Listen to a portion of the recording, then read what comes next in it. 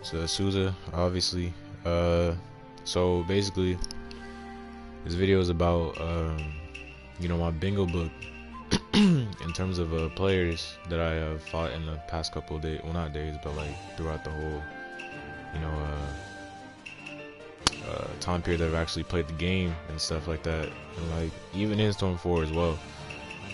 So basically, I mean, you guys can comment inside the stream if you guys want, but I won't be really addressing any of the comments really, probably until like after I'm done with the bingo book itself. But yeah, so basically a bingo book, if you guys don't know what it is, it's essentially like inside Naruto itself. A bingo book was like criminal ninjas or whatnot who had like specific specific grades in terms of like lethality in terms of being a ninja. So I'm just doing the Storm version of it in terms of skill play for players. So the first person on my bingo book, I guess is actually pretty generic, but the first person right now is a reanimation hero. His class rank in terms of the bingo book is class SS. He's a high threat, and the note that I put next to it is leave session immediately. Reanimation hero absolutely hates to lose, and when he does lose, you can guarantee an absolute loss the next time you fight him. And amount of gay, like he will use like most gayest team to get that win back, because like I said, he really hates to lose, like hates it. Another thing about Reanimation Hero that makes him a class SS high threat is because he has a mixture of two styles. He's a well balanced combination of Dark Mask and Hero and Tsukunomi, and that right there is already a threat on its own, because actually I'll get to them and you guys will see exactly why. But yeah, the next person, also pretty generic, Dark Mask. He's class SS, high threat, leave session immediately. His play greatly increases when angered. Like, okay, so there's this thing with Dark Mask, like it's not even like not like anime based or whatever, but the thing with Dark Mask is that whenever you do something that pisses him off, like normally a player would like start fucking up and like doing stupid shit whenever they're angry, but for some reason with Dark Mask, whenever you piss him off, he seems to do better. I don't know what it is, but he just seriously like starts to do better, and he just gets inside the zone or some shit. It's really crazy. Like, it's actually pretty damn scary. Like there was like a couple clan battle matches that I saw him or whatever, and he'd be losing, and then because the player did some gay shit or something stupid or like unfair to him in his eyes, he automatically got like some kind of like, I don't know, some kind of Super Saiyan type shit, and like started like fucking up these niggas. Like, it was so crazy. But yeah, that's one of Dark Mask's perks. His playstyle greatly increases and his pressure greatly increases whenever he's angered. The next person on the bingo book is Kan Dengeki Shin. He also has a YouTube channel, just like Dark Mask and whatnot. He's a class A threat. His playstyle formats around styling, but he's converting to competitive play. He plays to learn, and he doesn't really give up like that. Like, if he's fighting someone, he really fights you to like you eventually give up fighting him, because I mean he's just always trying to learn and whatnot, and I feel like that's a pretty noble spec to have as a player. So the next person on my bingo list, on my bingo book, is King Dinge. Alright, so King Dinge, he's a class S high threat, and the note that I have next to him is that after match 1, you can consider yourself completely analyzed, and your win chance drops from 50% down to 1%. What I mean by that is that before King Dinge, like he used his style, like he wanted to get into styling when I first met him and whatnot, but after having played me and some of the other top players and whatnot, he completely threw away the mentality of trying to style, and just wanted to be more competitive. Like he improved at such a drastic rate that I was actually really scary in a sense. Like I fought him one day, and then the next day this dude was playing all kinds of competitive, and I was just like, oh shit. Like it just happened. I know I was just like, what the fuck. And like I was like, oh shit, I need to step my damn game up, because like before I never used to leader switch, but then I kind of got forced to start leader switching after fighting Boris and like some other people as well. And then yeah, so now I'm actually going off on a tangent right now, but yeah, that's King Dinge. He's really good at analyzing his opponents, and yeah, just try not to be doing the same shit every single time, because he will catch on to it and he will punish you for it. Alright, so the next player is King Sora. He's a class B threat. The note that I have next to him is that he absorbs any and everything taught. Highest potential to become class S. Well, really with Sora is that he can play literally anybody, and he can admit a loss, but in all actuality when he's fighting, he's really just looking for like something to like pick up on, like in terms of like, you know, like in terms of like, you know, like picking up just like random shit, you know, to increase his playstyle. But most of the time, whenever the thing with Sora is that whenever he does come across someone that he's better than, he really does make that person feel like shit, and like, you know, asserts his dominance over them. But when he's actually fighting people that are better than him, he's always trying to like whatchamacallit, he's always trying to like learn something from the matches. Like hence when he plays DJ Boris, or when he plays Dingy, or even me, I mean, even though he says like my connection's trash or whatnot, like which it is, and to some people if you don't live in California, but usually he you know, he just absorbs whatever he's fighting against, whether it's gay or not, and he's a respectable player. And yeah, I take pride in saying that he's a really good player, honestly. The next person in my bingo book is Discover Malice. Malice, oh my god, yo, Malice is a class S threat. He's kind of at first when you play him, but then he switches to an aggressive gay meta bullshit style when having lost. Like, bruh, like it's so crazy. Like, oh my fucking god. Like on my recent video that I just uploaded, that's like a pure example of this. Like I was playing him in the player matches, and like the matches were going, it was going pretty well, and then like out of nowhere, like listen, the matches went like this. Like I was winning, like I think it was like 2-0 or some shit, and then when the third match start, the loading screen popped up, and my ass saw some Gara, shit, what was that team? It was PTS Gara, it was Gara, and then I don't know if I think it was Naruto or something, I don't even know. And like I was just like, what the fuck? I mean, it's just, I don't know, I really just don't know. I mean, if it was in terms of connection, I mean, he really should have just messaged me and told me that we need to stop the matches, but he didn't really have to choose that kind of team or anything. Like, no disrespect to him or anything, he's still an amazing player, but you know, just the fact that he's a class S threat is that even when he's playing, I guess, nicely or whatnot, you have to actually push him to actually try to use that kind of teams and whatnot. And if you can do that, then, you know, kudos to you.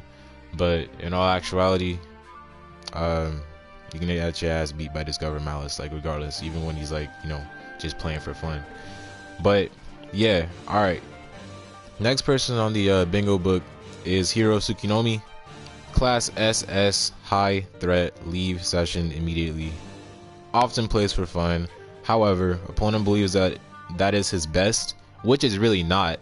When he's fighting you, really all he's doing is styling at that point. He's really practicing what he wants to do. Like, he's not even going for the win. That's like the actual like funny part about it. Like, you actually think that he's trying, but he's actually not. He's really just styling on your shit and just trying to get better at his shit. Like, that's really depressing to know, but that's just the all actuality of it. Like, you actually notice when he starts trying, if he's not doing flashy shit. Like, he'll bring the flashy shit down to a minimum and actually trying to go for damage. But honest to God, you actually gonna get your ass beat. Like, it's actually that treacherous. So yeah, very, very high SS class rank, and I just don't recommend, you know, sticking around inside the player match to, you know, find out how he looks like when he's actually trying. So next person on the bingo book is Tendu's Predator. Class SS, high threat, leave session immediately. Overwhelming tech, unrelenting pressure, follows win chance 90% against unprepared players. Listen, bruh, if you're unprepared and you have never fought or never seen hella shit on the screen, I'm gonna need your ass to back out of that damn player match just like that, because if you're fighting Tendu's Predator, that dude will not give any, like, he doesn't give any fucks. He doesn't care who the fuck he's fighting. He will use the most custom team that that dude has. And I think the most craziest team that I fought that this dude had, believe it or not, was just the Team 7 team that he has. I think it was Biju, no, it was Six Pass Naruto, Sakura, and EMS Sasuke. That Sasuke is pretty gay, but yeah, EMS Sasuke as well. And so the other team was Mizukage, the second Mizukage with the water pistol or whatnot, Nagato, and I forgot what the last character was. I think it was Darui. But yeah, those, yo, oh my god, that team is so, it's not gay, but it's just so unique. And it's like honest to god, if a random player was to encounter that shit, they would call it spam. But honest to god, it's like, yo, oh my god, it's crazy. It's crazy shit. Crazy shit. So yeah, if you're a random, not I don't want to say random, but if you're like a casual player and you're not trying to see this game as competitive, I do not recommend fighting Tendu. It's like there's going to be too much on the screen for you to actually take in, and you're not going to realize which one to actually, like, you're not going to know what to engage in, because there's going to be hella shit coming at you. So if you can read all that shit coming at you, by all means fight him if you want. But if you can't, I do not recommend fighting him. You will get perfected.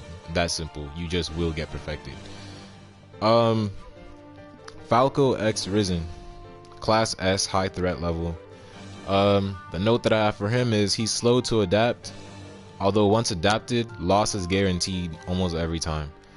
The slowness and adaptation with Falco, I just feel like it really depends in terms of the matches and whatnot, because you know he could either adapt like really slow, but in some cases, if it's like a player that has like a really readable playstyle, he can adapt a bit faster than he normally does. I don't want to bring up any like matches or anything in terms of Falco against other players and stuff, because you know I wasn't really the one fighting him, so I can't really speak on that, and it's not really in my place to say anything that has to that has anything like evolved in terms of Falco, so I can't really speak on any of that. But yeah, he's still an amazing player regardless. He's highly favored amongst Hiro Tsukunomi, and I take Hiro Tsukunomi's word for it. So yeah, that's why I consider him a Class S threat level. Alright, so the next player is Playco Armboy, Class SS, high threat level. Extremely dangerous leader switch combos. Once caught, escape is rendered useless. When I say that, I actually mean that shit. Honest to god, if you get in a combo by Playco, you're not getting out of that shit. Like, you can try all you want, sub in different directions or whatnot, it doesn't give a fuck. Like, if he's using a 3-man team, you're not getting out of that shit. Like, I'm not kidding. Like, you're not. Like, you can sub, and then the fucking leader switch shit is gonna actually get you back into it. And plus, Playco is well aware of the 3 different ways of doing the leader switch glitch or whatnot, and you're not getting out of that shit. Max damage is like guaranteed if you're fighting Playco. Max damage is guaranteed. Perfection is at a like almost 90% chance, 95% chance. You're not getting out of that shit, so you can stop right there in terms of actually trying to escape that bullshit. The next person on the bingo list is Kishot Acerola, Class S threat level. I don't really know too much about Kishot except from the matches that I actually do see on YouTube that has him involved in it. All I really know is that his character flow is almost impeccable. Like he does like a lot of like combo based stuff with like his teams are based off of complementing each other. Like I guess he has this PTS soccer team with like something, I forgot what else it was, but yeah, his teams really just like flow in a sense. And yeah, I guess that's why I consider him a Class S rank, because if you don't Like if you don't know like how to really fight his teams, you're gonna fucking get bodied. So yeah, that's exactly why I consider him class S threat. And like again, this is all opinionated. So yeah, this is just what I personally believe. You know, just you guys can respond to this inside the comments if you like. But yeah. So the next person is Qyon 2. Class A threat level. Amazing combo support glitch specialist. Getting into his combo is a guaranteed loss of major health. If low enough, a loss. Qyon 2, well, I could say a lot about Qyon, honestly. When I had first met Qyon, like I actually crashed his stream when he first started streaming, like when he didn't have, you know, 700 some subscribers now. When I first met him, I just crashed his stream, and you know, like I challenged him. I was like, "Hey, you want to fight me though, or whatever, inside like a player match or whatever, like a tournament or whatever." And he invited me, and I beat his ass in front of all his subscribers and all his viewers. And like soon after that, he asked me to teach him how to play, and I showed him how to play. You know, I showed him how to play the right way, and like that had to do with combo glitches and shit too. And soon afterwards, he found out about Dark Mask, and then when he found out about Dark Mask, he wanted to make sure that his combo glitching was on point, almost to that of fucking Dark Mask. And it's actually pretty. I feel like it's pretty there in terms of when Mask first started practicing the combo glitch. Qyon, I think, has actually gotten to that type of level in it, because I can guarantee you, anytime you fight him, you can just like honestly believe that you're gonna get hit by a combo glitch. Like this dude combo glitches without having to, like, you know, touch you and shit. And I know that's like really basic in terms of the actual pro players and stuff. Whoops, that was an accident. But yeah, so be wary of Qyon 2's combo glitch. But if you can get around that, honestly, I would drop his. If you can get around the combo glitch, his actual class rank would actually drop to maybe like a B or a C, because without his combo glitch, and this is just an honesty, without his combo glitch, I honestly do not believe that he'd be able to keep up with a lot of other players in a sense. So that's actually no shade towards him or anything, but this is just the actuality of it, and it's just from what I've observed and just what I've seen in terms of him fighting either Playco or one of my other guys. So yeah, that's Qyon. And next person, Ruin Joseph, class A threat. Infinite combo and dash cancel perfectionist. You know, he came inside a party the other day and he told me that he's like the king of infinite combos, that he knows all the infinite combos. And well, I mean, at first I was kind of skeptical about it. I was like, I don't really believe that. And then he started listing all the infinite combos, and I was just like, what the fuck? And like, I mean, I give him credit where credit is due. And honestly, the class A threat level that he has, you know, he's aspiring up there. He's trying to aspire to be S rank or whatnot. And you know, from the time periods that I've played him and whatnot, he's actually grown exceptionally well, and hopefully he can get to S rank if he just, you know, keeps playing and he doesn't give up, because he gives up fairly easily. He's like, I need to take a break from Storm. Whenever he gets his ass beat too hard, he's just like, I need to take a break from Storm. But honestly, if you want to actually get better at this game, you cannot take a break from it. Well, I mean, obviously, yeah, because you have like jobs or whatnot, outside life shit. But you can't like, you know, like take breaks, like long breaks that he does. And I guess that's what's really stunting his like growth in terms of the game. And that so far completes this bingo book. I'm actually going to do another bingo book if I get like good, like positive feedback towards this video when it gets uploaded to my channel. You guys can comment inside the comment section, and the remaining portion of this video is actually going to be towards, you know, towards my students that I actually have that are not on the bingo book. Well, most of them. Well, Qyon 2 is actually used to be my student, and he's not on the bingo. Well, he's on the bingo book now, but that's the only exception.